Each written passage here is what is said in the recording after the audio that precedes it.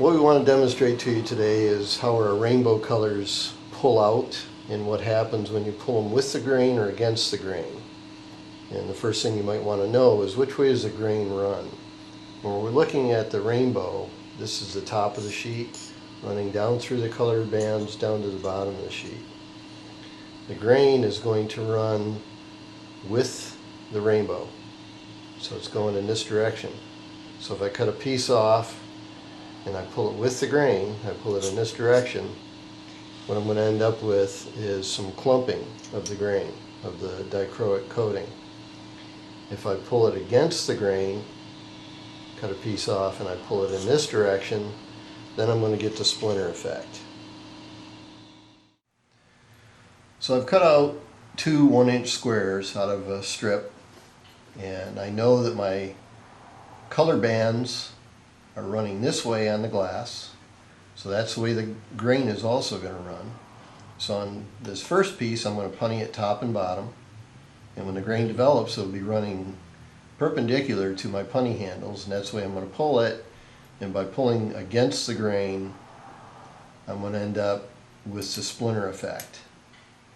On the second piece I'm going to punny it on the sides and heat it up and pull with the grain, and I'm going to end up with my dichroic film being more clumped.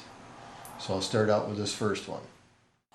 Okay, so once again on this piece I want to pull against the grain, so I punnied at the top and the bottom of this 1-inch piece, and I'm going to heat it in the flame, and you'll start to see the grain running perpendicular to the punties. You can see it's starting to develop right there.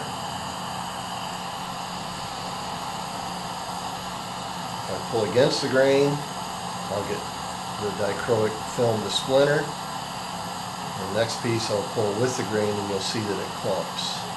There again is a shot at the grain.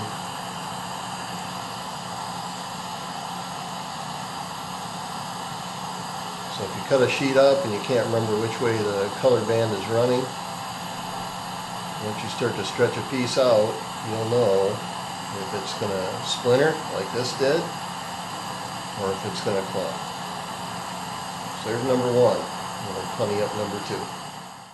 So here's our second piece. And this time when the grain starts to develop in the flame, you're going to see that the grain is running in the same direction as my punties. Start to see it a little bit there.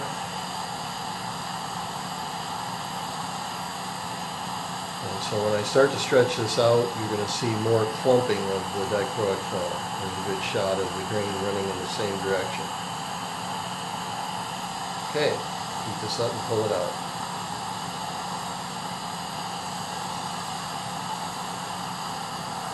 Now you're obviously going to see this effect more in our Rainbow 3, our splinter glass, and you're going to see it in the Rainbow 1 and Rainbow 2, but they should work pretty much the same way.